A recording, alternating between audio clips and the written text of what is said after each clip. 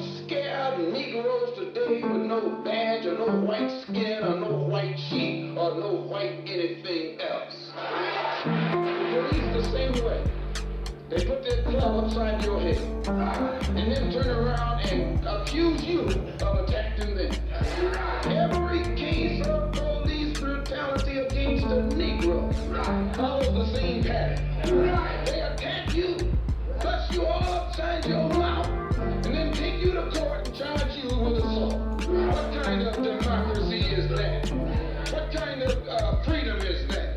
What kind of social or political system is it when a black man has no voice in court, has nothing on his side other than what the white man chooses to give him? My brothers and sisters, we have to put a stop to this. And it will never be stopped until we stop it ourselves. They attack the victim. And then the criminal who attacked the victim accuses the victim of attacking him. This is American justice. This is American democracy. And those of you who are familiar with it know that in America, democracy is hypocrisy. Now, if I'm wrong, put me in jail. But if you can't prove that a democracy is not hypocrisy, then don't put your hands on me.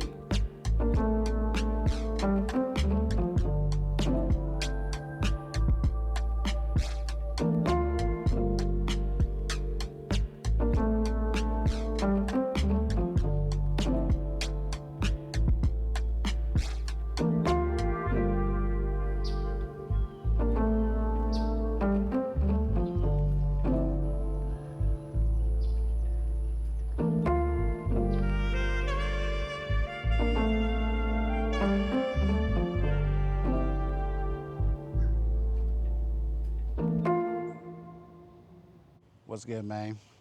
So I'm out here in Natchez, Mississippi, and yeah, I'm probably just gonna rant for a minute, but we're just gonna talk about kind of current events and what I've been doing out here in Natchez.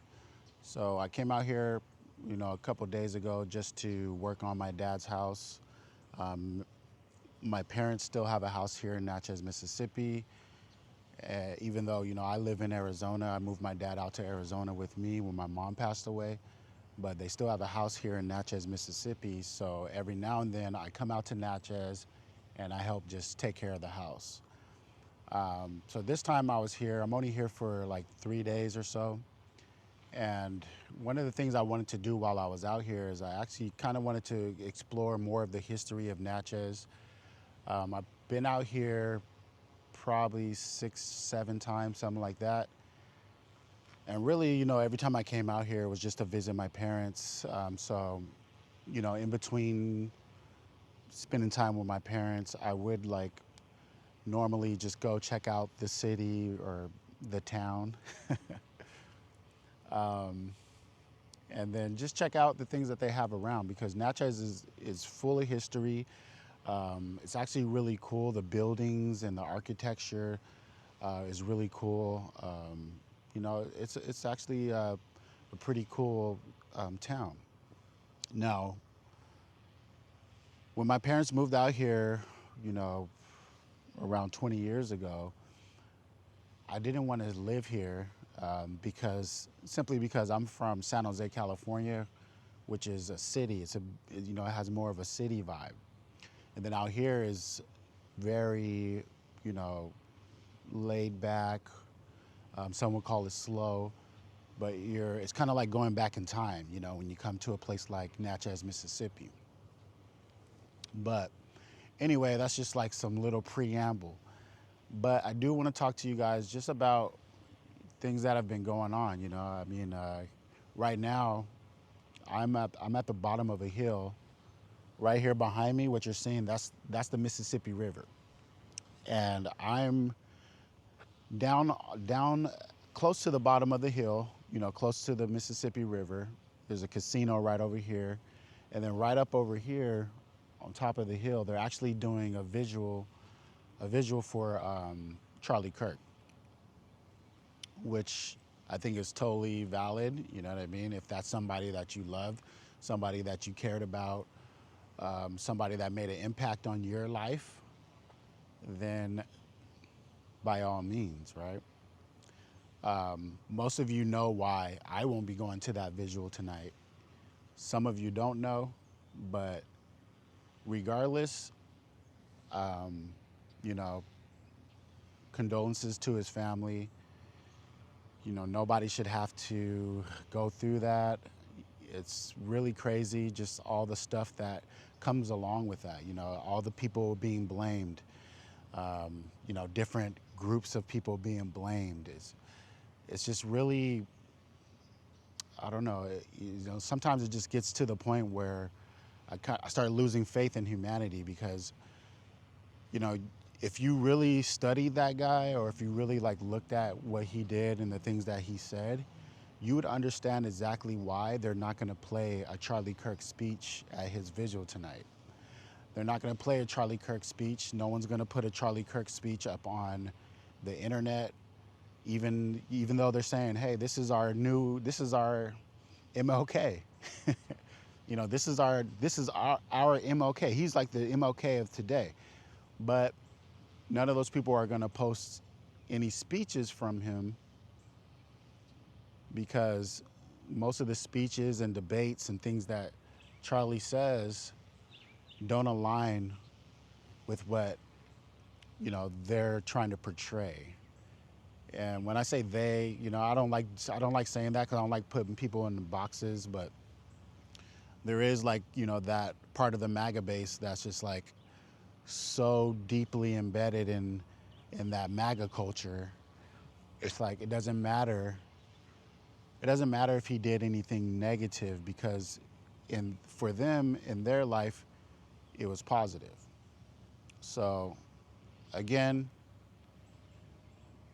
I'm all for it if that's what you guys want to do, but you know, just like you guys don't celebrate Black heroes, please don't expect me to celebrate those heroes, especially, and I hate to bring race into it and say, oh, Black heroes, white heroes, whatever, but don't expect me to praise someone who's talked down on my community continuously,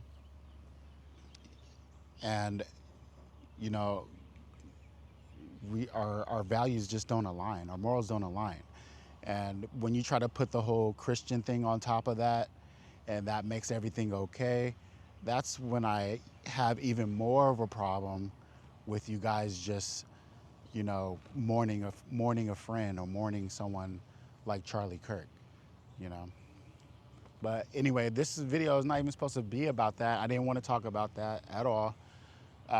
What I did want to say though, and the reason I think I brought that up is because, all right, so when I came to Natchez this time, I wanted to revisit the history, right? I wanted to learn more about the town of Natchez. You know, I knew a little bit about it. I knew a few things from the times that I've came here and visited. I've went to like the visitor center, right? And you see things about Natchez and, you know, why Natchez was like the second biggest slave trade. It was the second biggest port for the slave trade. Natchez at one point in history had the most millionaires in America, you know, and this area of America actually is where most of the wealth came when America was starting out. So if you really study the history and you study, you know, how America came to be what it is now today, it has a lot to do with places like this, Natchez, Mississippi, New Orleans. Those are kind of the places where a lot of stuff started. And the biggest things with those two places is actually the slave trade. So New Orleans was the #1 slave trade, #1 port. Natchez, Mississippi is the #2. Now, when I was doing, you know, my research and everything like that, and I was trying to figure out, okay, you know, what I want to talk about, what types of things in history do I want to talk about, as far as when it comes to Natchez. At first I was just like, all right, let me get a bunch of bullet points, right? Let me just get a few bullet points, and then I'm just going to talk to the camera and, you know, tell the history of Natchez. But while I was doing my research and everything, I started seeing that things were pretty like vague. There was like little context. And this is especially when we're talking about slaves, Africans, freemen, and things of that nature, right? So like you had a lot of stories, a lot of historic stories about these buildings around here, the different places around here, the Mississippi River, the boats, how they got here, what the boats did. There's all these stories, right? But they're always, not always, but a lot of times they're very vague and they lack context a lot of times. So, I started doing more research and I was like, well, let me try to kind of get down to the bottom of it and, figure out the context as well. An example would be, all right, Natchez, first of all, is named after the Natchez Indians, okay? The Natchez Indians, that's who was here first. Now, the first people that the Natchez Indians had conflict with was actually the French. And while I was reading, the stories about the conflict and everything, one of the things they mentioned was that the French and the Native Americans, the Natchez Indians, they I'm trying to make sure I say it the way they said it in the article, but basically it was like something like along the lines of, as tensions built, the Natchez Indians and the French separated, or they went their separate ways. And I was like, well, there's probably a lot more to that story than just like, oh, we didn't get along, so now we're gonna leave. I wanted to figure out like, well, why didn't they get along? Why did they leave? Were they being forced out? Were they asked to leave? There could be a lot of things that go along with that, right? So in doing more research, I found out that the French were actually pushing them out. They were trying to take their land, right? Well, they did take their land eventually, but it wasn't some like argument or disagreement and, hey, we just can't get along, so I'm just gonna have to ask you guys to leave. That's kind of how the article made it sound, right? It's like, oh, this is all amicable, I'm just gonna ask you to leave, and then thankfully the Indians left. No, it was actually a kind of a long process of the French taking over their land, keeping the pressure on them and just forcing them out of their land. So anyway, there was a lot more to that story, right? And, it made me start to think. I was like, well, I still want to do this like history kind of quick run through. I'm not going to do anything too crazy. I only had a couple days here, so I really couldn't even plan all of this. I actually like planned it like within the days that I've been here, the few days that I've been here. But today, actually, I went over to this one house. So where I'm staying is in downtown Natchez, and if you're ever in downtown Natchez, there's a bunch of like antebellum houses and all this other stuff everywhere, right? Obviously in Natchez, they have a bunch of plantations as well. But there's this one house downtown, and the house belonged to a free man. And a free man is like a black free man, right? They're not a slave. And what I've been learning a lot too is that there was a lot of black or Africans in Natchez that were not slaves. They were freemen.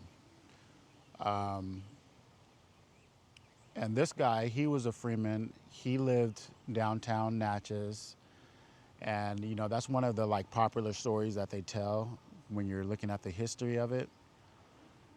And, this is where it kind of went full circle, right? Because then we're talking about history again. And I'm in here talking to the guide. He was a park ranger. And I'm talking to him about the guy, I want to say his last name was Williams. I apologize that I can't remember his name right now, but I'm just freestyling this right now off the cuff. But anyway, he's telling me about him, and we start talking about certain things, and this is another black man, and what I noticed is like he kind of whispered this, right? He kind of pulled me to the side and he's like, and there's something about this guy that not a lot of people tell you, right? So he's basically telling me, like, on most tours they're not going to tell you this part of the story, right? And so this is kind of going back to all these stories and all this research I'm doing and all this history that's lacking context and it's lacking the deeper information. And just to kind of comment on that, I don't know if you guys heard the saying, but as far as like when people talk about history, there's a saying that, I'm sitting here pretending that I know the saying, but anyway, they say this history is his story, right? So what they mean by that is the history is whoever tells it. History is whoever tells the stories, right? That becomes the history. So if the people who didn't live through that period or who didn't experience tells the story, that now becomes the history. All right, so the reason I'm saying that is because, we'll go back to where I was at in that museum. He's telling me about the freeman who was a very successful African-American here. He was a barber. He had multiple businesses. He owned a home. And, just to kind of tell you guys more about who I'm talking about, this guy was a mixed individual, right? So he was black and white. His father, which is not documented, but it was more than likely the slave master, his mom was 100% that slave master's slave, right? So he was born from a slave master, half black, half white. The slave master freed his mother and his siblings and then freed him or helped him get free later on. So anyway, that's how you became free. Now, the story the guy told me, the gentleman told me there in the museum, he said, all right, a lot of people don't tell you about this, but this is part of his story as well. But a lot of people don't tell you that, Mr. Williams, or I forgot his name, but whatever his name is, he also owned slaves, right? So I was like, okay. I can see why, certain people wouldn't want to know that, but I think it's important to the story, and I think you should add it into the story. Now, about blacks owning slaves, it's not, I wouldn't say it's common, but it happens. It happened a lot back in the day. A lot of times of what I've heard, at least, is there would be, wealthy blacks who would buy slaves so the slaves would be treated better. And some blacks would actually buy their family members. So if I was affluent enough and I was free, I had enough money, I could actually, if I saw like, oh, my cousin, sister, whatever, she's a slave over on X and X plantation, I would go and try to buy her as a slave for myself. Would I use them as a slave? Probably not. Did he use them as slaves? We don't know, but that is a common thing. But anyway, it was just like a different story from what's normally told as far as the history goes, right? So what I did after that, I went to the African American Museum, which is a few blocks up from where I was at. And at the African American Museum, I actually learned some more stuff. And this really kind of tripped me out too, because again, we're talking about history. We're talking about history in Natchez, Mississippi. And, if I'm going to say anything about the history of Natchez, Mississippi, I want it to be accurate. And I thought, maybe it's a good idea. Let me go over here to the African American Museum, see what they have to say. And, my thought process is, a lot of the stories that I'm hearing, the part that they're taking out is the African American part. So that's why specifically I decided, okay, let me go here to the African American Museum. Now, let's rewind a little bit more. Now, maybe the night before when I was doing all the research on the history of Natchez, there was this one story that caught my eye, and it's a crazy story, right? So they have this story about what's called what is it? It's the Punch Bowl, some kind of, man, let me try to remember what it's called.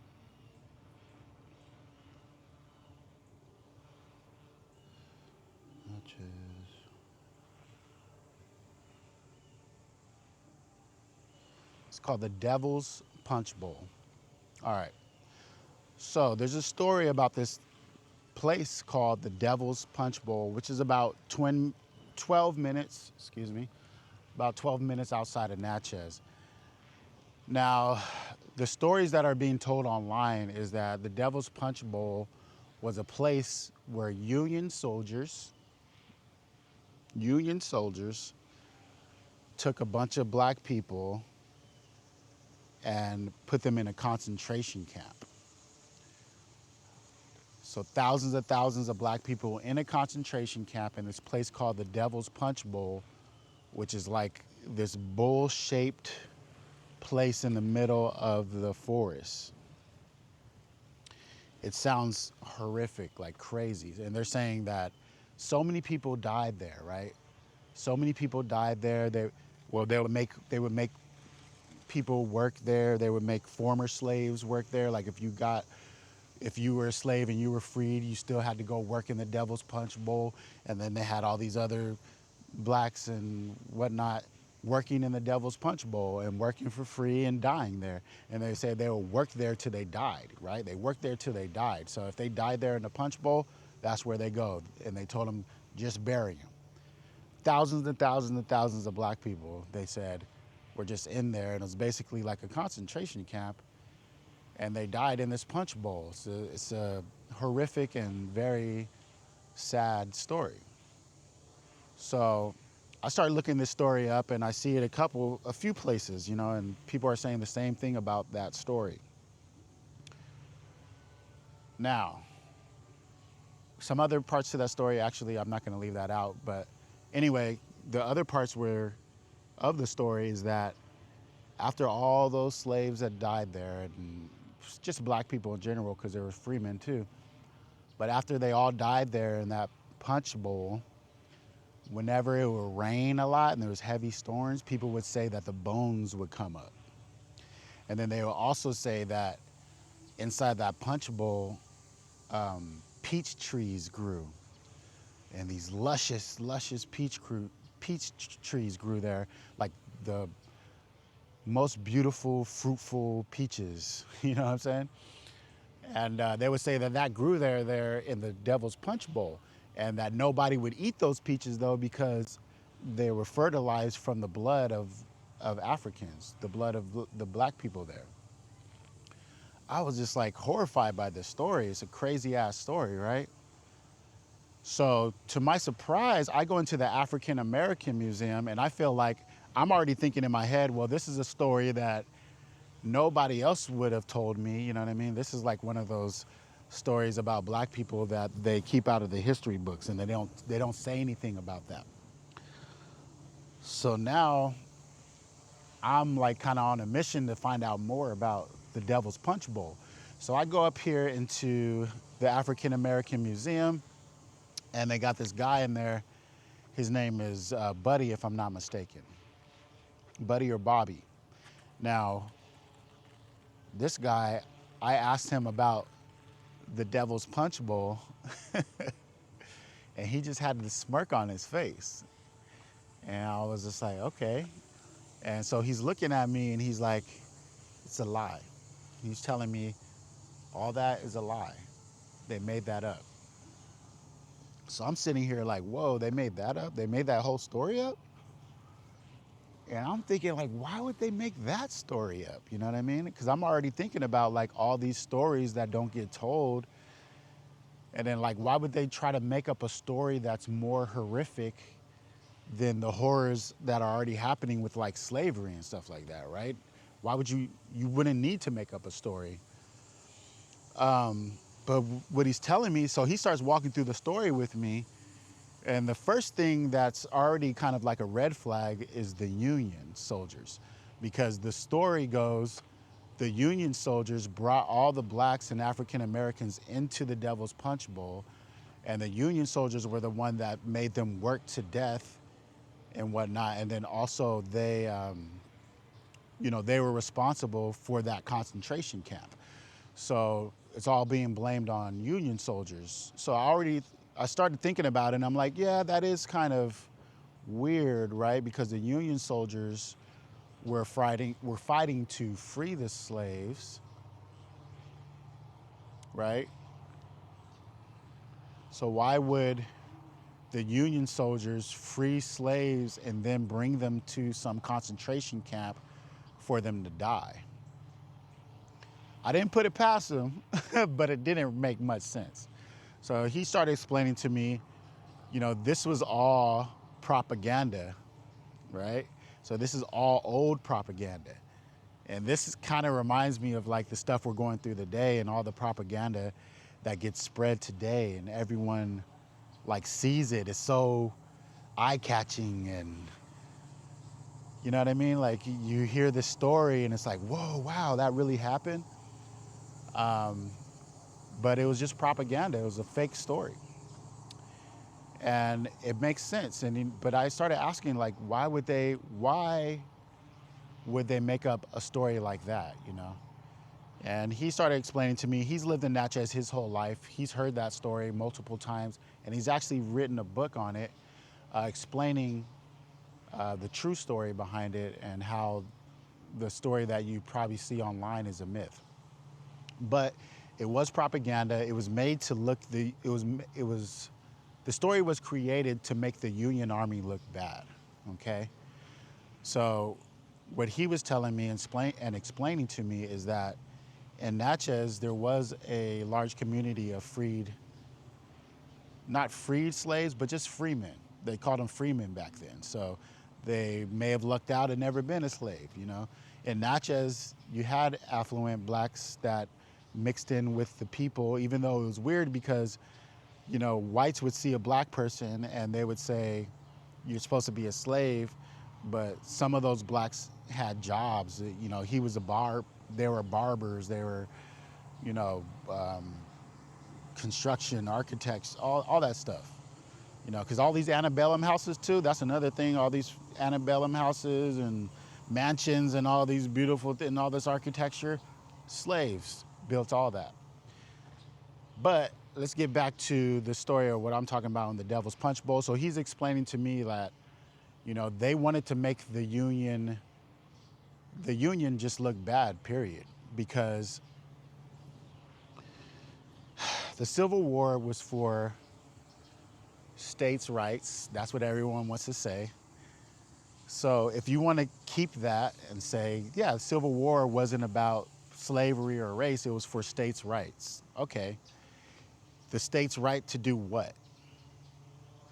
Right?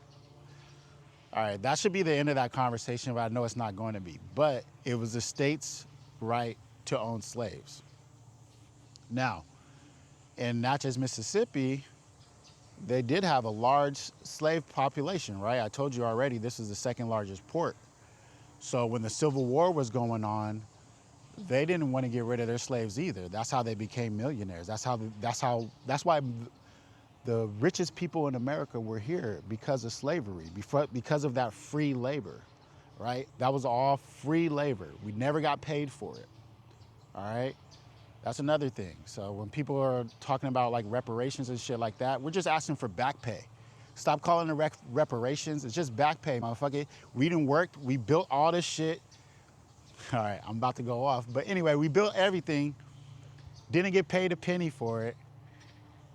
And we're just asking for our just due, man. They, all right, I'm not even gonna get into this, but just so you guys know, if you don't know, the slave masters got reparations. All right, the slave masters got reparations when they lost their slaves because they now didn't have the labor to produce in the same way, so the government bailed them out. Sounds familiar. Sounds like type of shit that's going on now. Anyway, so it was a whole conspiracy thing, propaganda to make the Union soldiers look bad. What the guy told me too at the museum was that in Natchez they had a pretty large black Union army, and they were able, with the black soldiers and the other Union soldiers, because this was also interesting enough, this was also a place for like Union soldiers to come in, and they kind of took over this town first. I hope I'm not getting any of this wrong, but this was just explained to me today. But there was kind of like a Union kind of uphold here, So he's explaining to me, they wanted to make the Union look bad, so this was propaganda from like Confederates, or I really don't know what you would call it, but maybe the Confederate States. It was propaganda to try and make the Union soldiers look bad, to say, hey, if you get free and you run down to Natchez, because that was a big thing that a lot of freed Africans did. They came to Natchez because at that time, Natchez was the biggest city too in Mississippi. But they were saying, hey, if you get free and you go to Natchez, they're gonna throw you in the Devil's Punch Bowl, right? To scare slaves to not try and get free, not try and join with the other free slaves. So it was just awesome propaganda. It was awesome bullshit and a bunch of lies to manipulate the actions of people, right? And I just thought that was extremely interesting, especially with what's going on in the country right now and the way that the propaganda is spread now. It's so thick. The propaganda is thick, like Mississippi humidity, and I'm feeling it right now, and it's thick. They lie about anything. They lie about who did something, place the blame on this person. No one takes accountability. No one does any self-reflection or tells the truth, the real history. So I guess I'm just gonna finish this up by saying that I'm really disheartened by, the efforts that are being made to like erase history. It's already foggy enough. History is already foggy enough, and now people want to take the rest of it away.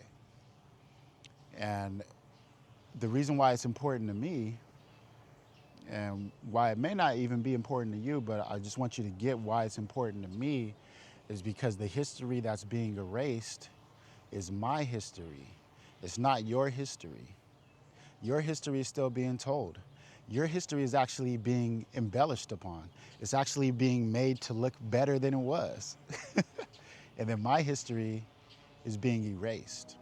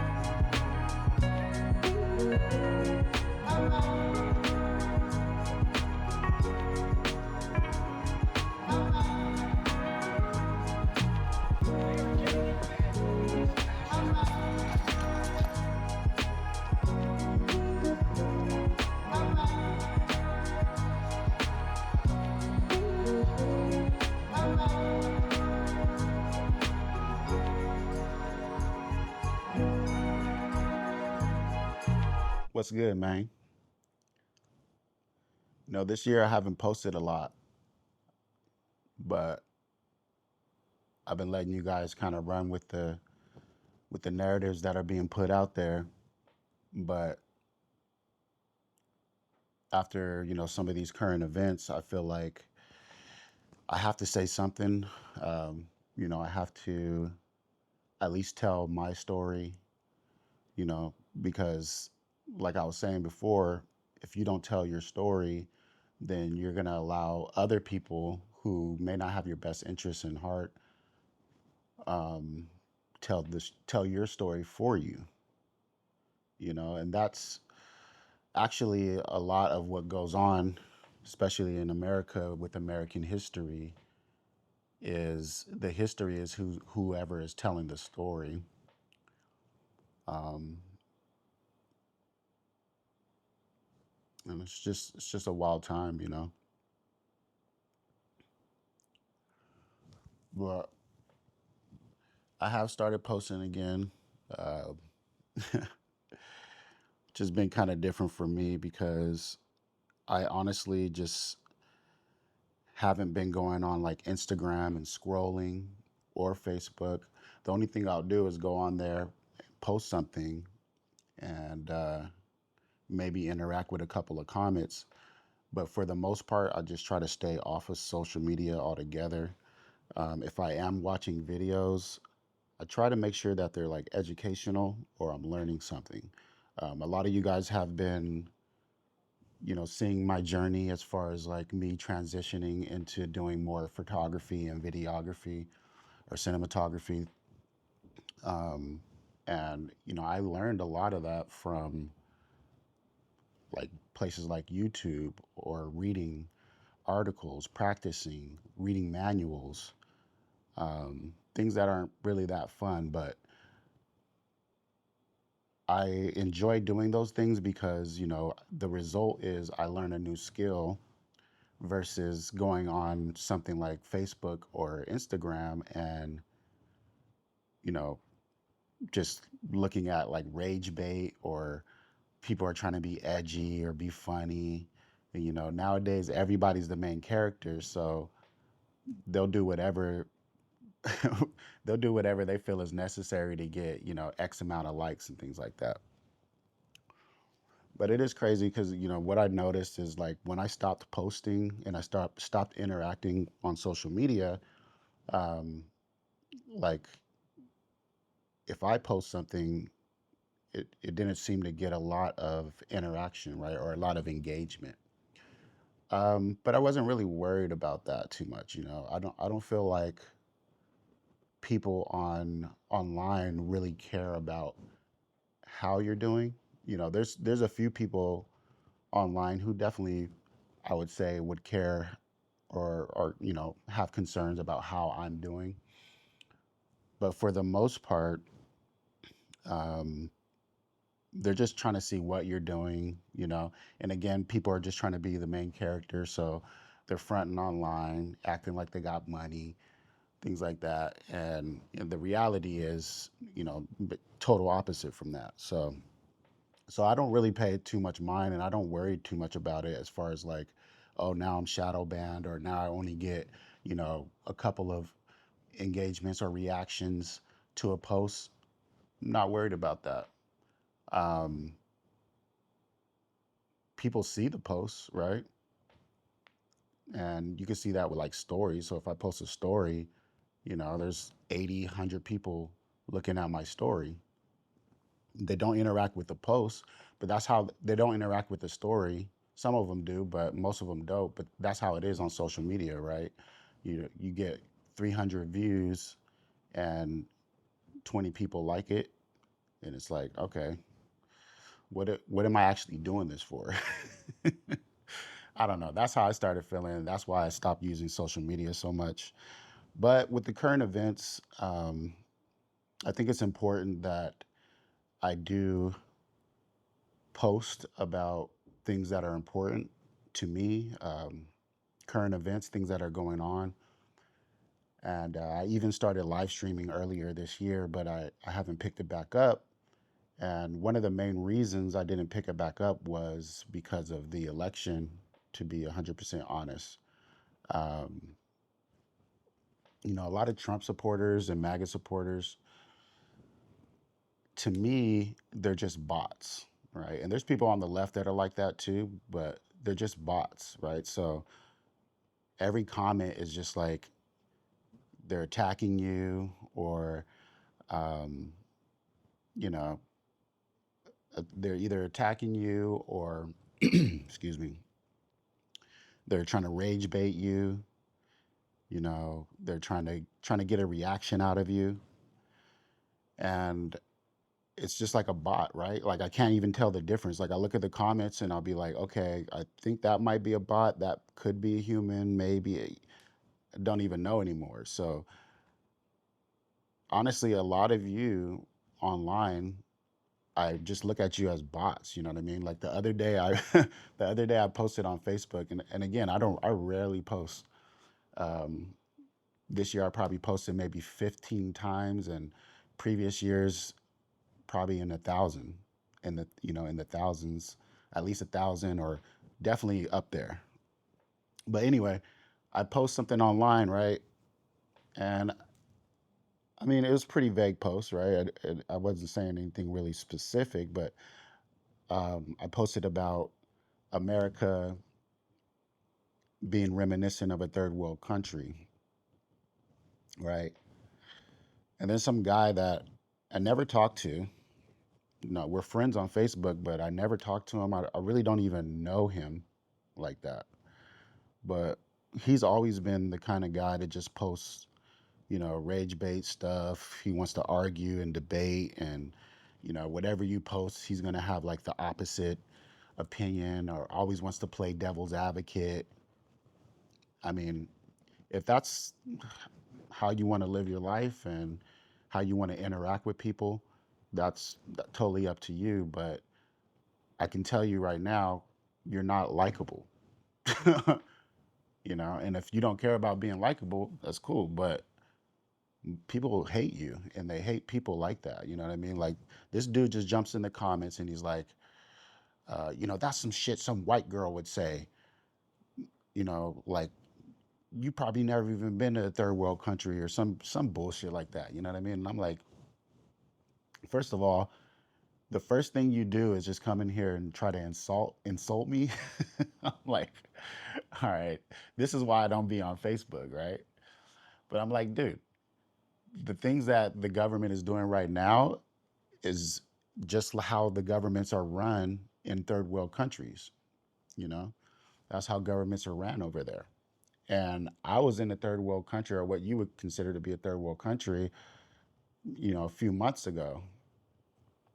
And, I replied with that, and I was like, this isn't a serious conversation. And that's why I'm usually not on here, because I consider those people bots, and you can't have a serious conversation with a bot. You just can't.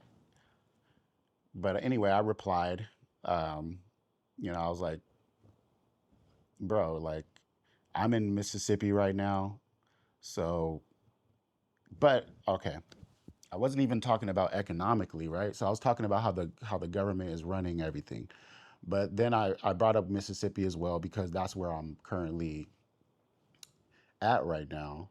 And I could show you guys some really kind of dilapidated places, very rural, just like you guys wouldn't even believe it's in America. You would look at it and you would think that I was in a third world country. And that's just off of, you know, the appearance. But then you got places like this where I'm at, where I'm staying. It's a beautiful house. Um, and it's right in front of a cottage, or right behind a cottage. But anyway, so you do have stuff like that. So I wasn't talking economically, but actually, I bring that back. Hold up. Because even in these third world countries, they do have really nice places like this, like hotels and stuff like this, right? Um, so you can't even tell by that, by just looking. But I was really talking about the government. And after I posted that comment and replied to him, he was like, "Oh yeah, my bad. I thought you were talking about something else." And I'm just like, do I give this guy the benefit of the doubt? Do I really even care about this relationship? You know, this relationship is not, it's not beneficial really to me. And all you're doing is fucking perusing the internet, being a bot, waiting for someone to say something you disagree with or something that you don't like so you can post some bullshit rage bait, try to get them upset. Now you got engagement. Now Facebook sends you a message that says, hey, this post got 300% engagement. Keep it up. Do it again. Then the motherfuckers keep doing it again, right? So, yeah, man, it's a crazy world we live in right now. But anyway, I try to stay off of social media, but like I said, I'm gonna start posting again on social media, Facebook, Instagram. I can't mess with X, man. I try to go on there, but that's like the worst place. I feel like that place is 90% bots. And now humans are, they don't even think for themselves anymore using AI and all this stuff. So they might as well be bots now too. You know, that's what I'm getting at. So we're gonna start calling them bots. That's what I'm gonna call them. Motherfuckers that go in there and try to say something edgy. It's fucking bot. People have no feelings, no emotions. You know what I mean? Like just a bot.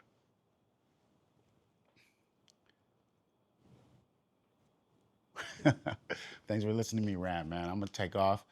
I'm in Mississippi right now. I gotta go to Phoenix. And it's crazy because Phoenix is the headquarters of Turning Point USA. So when I get back, we're going to see what's up. Peace.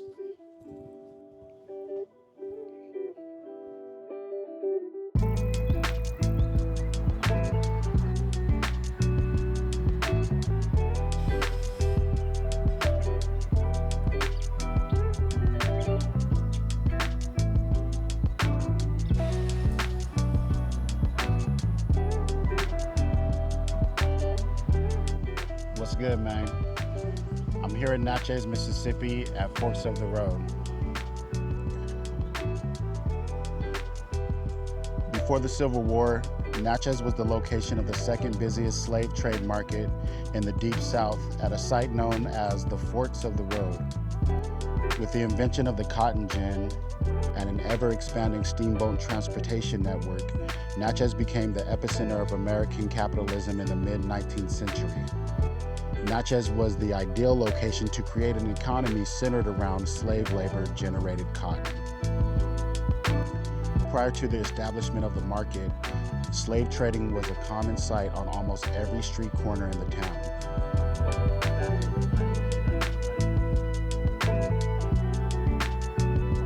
What's good, man? We're here at the Grand Village of the Natchez Indians in Natchez, Mississippi.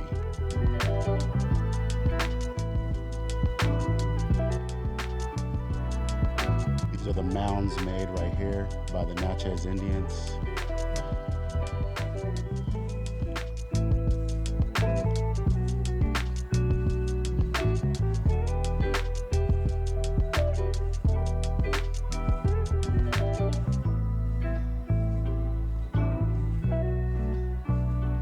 The French pretty much ran them out. Then the Spanish came, took over the territory from the French. And then it was the British.